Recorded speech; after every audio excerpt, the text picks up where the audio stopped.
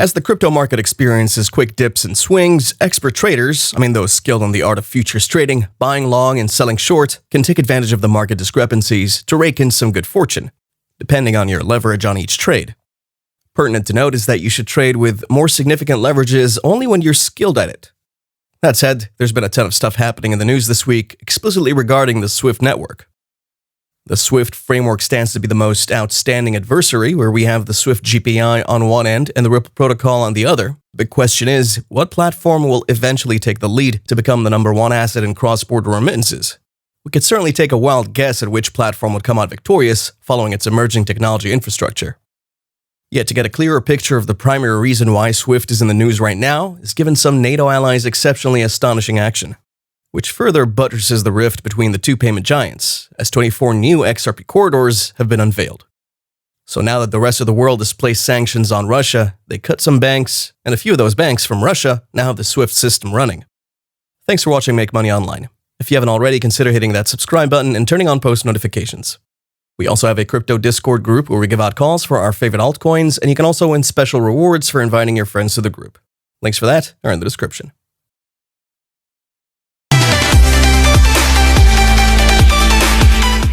The move that had the combining nations that make up the North Atlantic Treaty Organization, also known as NATO, cutting off Russia's economic ties with every ally of NATO, and essentially cutting off the former Soviet nation from the SWIFT network, which we will discuss briefly, as the West had agreed to expunge Russia off the SWIFT system.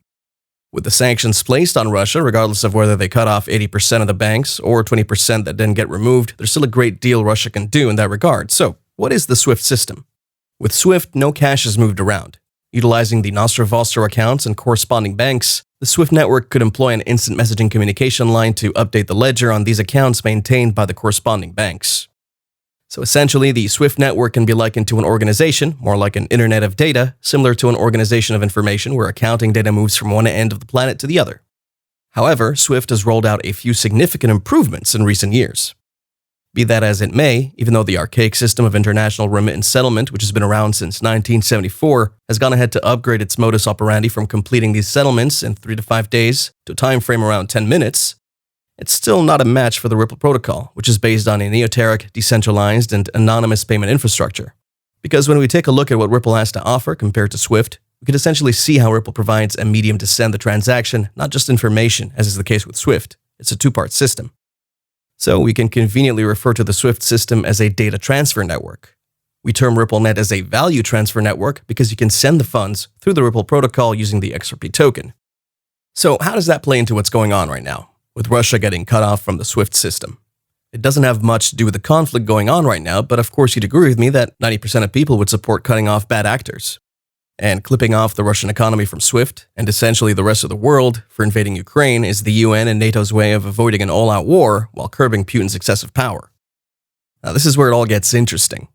Should Russia adopt the Ripple protocol, as the XRP ledger is a permissionless one, there isn't any way to go and cut Russia off the same way these world powers could do with the SWIFT centralized system. And so since there's no way on the XRP ledger to go in and cut off Russia, several folks believe that's a negative thing, so it wouldn't be an option. But the truth is, it is an option. Not for NATO, not for the US or UN or Germany or any of these other countries involved with NATO. But it is an option for Russia, at which point it would be up to the individual countries to decide whether to engage with Russia in such transactions, obviously surreptitiously. As we already know, Russia is an important hub for most of these individual NATO countries. Essentially, this would be another critical area where the XRP ledger stands out over the SWIFT system. Thus, if the world's economy were built around a distributed ledger technology system like what Ripple offers, instead of what SWIFT currently provisions, NATO really couldn't cut Russia off. But each nation is liable for themselves, regardless of whether they feel like cutting off Russia or working with them. This, of course, can't be termed as a positive outlook towards this topic. However, if we were to run a hypothesis on that, if Russia were to use Ripple, and the big question is, would Russia be likely to use Ripple? We already know that a document from back in 2018 hinted at Russia's involvement with Ripple. That was exciting news back in the day, maybe not so much now. The said document proposes that the Russian central bank has been testing out. It would eventually and most likely use the Ripple system, thereby gaining access to the over 350 banks currently involved with RippleNet.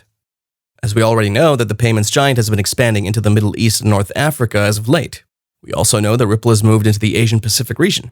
We know they're making moves in South America and Europe. They're making moves everywhere. Therefore, it stands to reason that Russia could be the perfect hotspot to transition Ripple into its original utility as the one currency that serves as a bridge to all, built on an immutable permissionless network. Russia could provide the market Ripple has been looking for in the short term here, coming up in maybe the next few years or so. Calls for Russia to be taken off the SWIFT list have been active since 2014, when Russia annexed Crimea and backed Eastern Ukrainian separatists.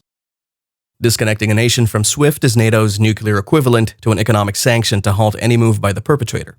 At the time, Russia had said in an official statement that such a ban would be indistinguishable from a declaration of war, yet it is prepared for it if it were to happen.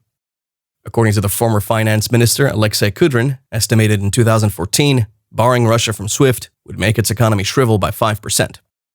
However, these experts have turned such a dramatic move as it would likewise be detrimental to the West, now that we see that the United States and Germany have the most to lose, assuming Russia is altogether disengaged because their banks often utilize SWIFT to speak with Russian banks.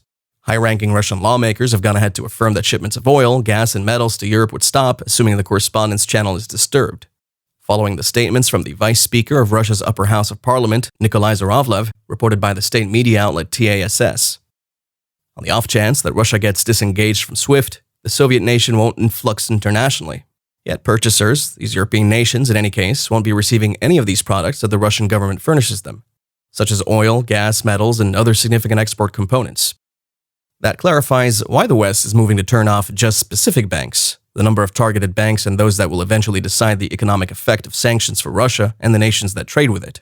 But do let us know your suggestions on this in the comment section below. We'd love to know your take on what you think about this and how you think NATO should have responded. That's it for today's video. Thank you for watching. If you enjoyed it, make sure you subscribe if you haven't already. Don't forget to turn on bell notifications. If you have any questions, drop us a comment. We'll see you next time.